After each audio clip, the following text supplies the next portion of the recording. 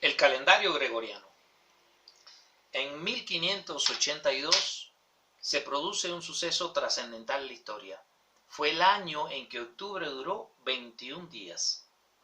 En octubre de 1582, el Papa Gregorio XIII introdujo un nuevo calendario, que tomó su nombre del calendario gregoriano.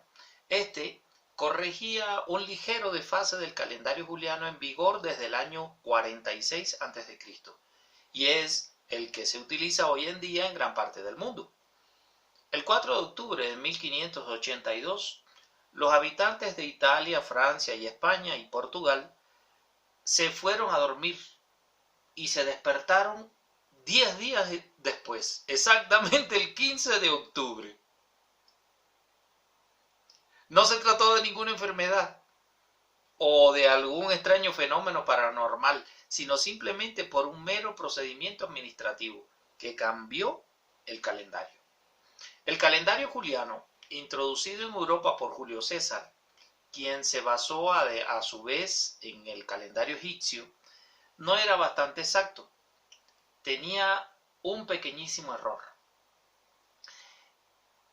Establecía la duración del año en 365 días y 6 horas, cuando en realidad era de 365 días, 5 horas y 48 minutos con 45 segundos, lo que suponía que cada año la fecha oficial se atrasaba 11 minutos y 15 segundos respecto al calendario astronómico.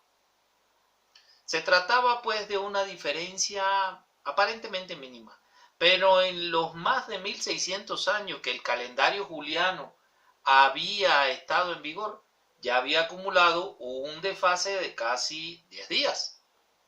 En realidad, el error no era ninguna sorpresa, ya se conocía. Ya desde el siglo IV se sabía que el calendario juliano no era del todo exacto.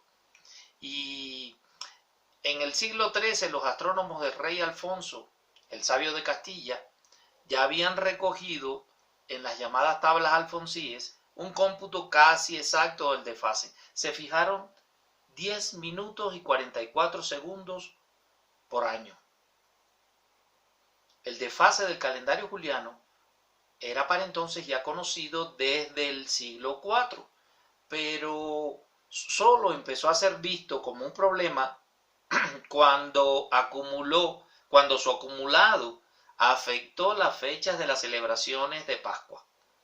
A pesar de esto, no se habían tomado medidas al respecto. La razón, aparte de que el desfase era mínimo, era que el calendario importante para aquellos tiempos en la Europa de ese momento, una Europa cristiana, era que no era, ¿cómo explicarlo? El calendario era civil, era litúrgico. Y esto durante muchos siglos no afectaba el efecto de las fechas señaladas. Solo empezó a ser visto como un problema cuando el error acumulado afectó la fecha de la Pascua, cuya celebración se había fijado ya para entonces como el domingo sucesivo a la primera luna llena de primavera. Fue por ello que el Papa Gregorio XIII decidió crear la Comisión del Calendario para implantar las correcciones necesarias en base a los estudios astronómicos disponibles. En esta comisión formaban parte estudiosos como Christopher Clavius, un astrónomo al que recurrió incluso el propio Galileo, y Luigi Lilio, que fue el autor principal de una propuesta de calendario que se tomó como modelo. Lilio murió en 1576 sin ver nacer el nuevo calendario, que fue finalmente aprobado en septiembre de 1580. Sin embargo, su aplicación se retrasó hasta el 12 de octubre de 1592. La medida no fue muy popular en sus inicios, en el primer momento, y al principio solo Italia, Francia y España y Portugal la aplicaron, a pesar de que Gregorio XIII la había promulgado a través de una bula papal. Los países católicos adoptaron el nuevo modelo en los años siguientes, mientras que la mayoría siguió usando sus propios calendarios. Todavía hoy en día, en muchos países que no son de tradición cristiana se mantiene un sistema dual en el que el calendario católico es usado paralelamente al calendario propio instituido en la nación. Incluso en los países que acogieron de buen grado la reforma, el cambio por aquel entonces no estuvo libre de quebraderos de cabeza, libre de problemas. El más evidente tiene que ver con los documentos oficiales. Por ejemplo, se decidió que todas las fechas anteriores a la reforma se mantendrían según el calendario en vigor en ese momento, por lo evidente de la imposibilidad de cambiarlas. Esto hubo además de revisar fechas administrativas previstas, tales como los juicios, las fechas de los pagos, que se retrasaron 10 días, generando no pocas complicaciones en sus sistemas. La transición hacia un calendario, de un calendario hacia el otro, dio como resultado algunas anécdotas curiosas. Por ejemplo, las personas que habían muerto inmediatamente antes del 5 de octubre, entre las que se encontraban nombres como el de Santa Teresa de Jesús, tuvieron que esperar sobre el papel otros 10 días más antes de ser enterradas.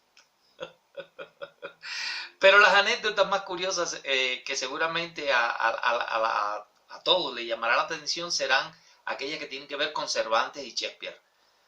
Cervantes y Shakespeare son homenajeados conjuntamente el día del libro y ninguno de los dos murió ese día. El castellano falleció, Cervantes falleció el 22 de abril de 1616, pero fue enterrado al día siguiente, mientras que en la Inglaterra anglicana, según vigente el calendario juliano y por lo tanto, cuando allí era el 23 de abril, en España ya era el 3 de mayo. Acuérdense los 10 días esos que tenían de diferencia. Aún después de todo ello, el nuevo sistema no resultó ser definitivo, aunque sí más consistente que el anterior. Las variaciones de la velocidad de la Tierra y la rotación de la Tierra crean una diferencia ínfima de un día cada 3.300 años. Esto aproximadamente puede ser resuelto fácilmente quitando un día al año en los años bisiestos. Recuerden, en febrero mi mamá cumplía años cada 4 años porque nació el 29 de febrero y entonces imagínense, ya no cumplía años. Pero aún así, no hay problema, nos faltan cerca de unos 3.000 años para que vuelva este acumulado a causar un problema. Por ahora no hay prisa. Llévesela con calma, no importa el calendario que usted esté usando. Hasta pronto.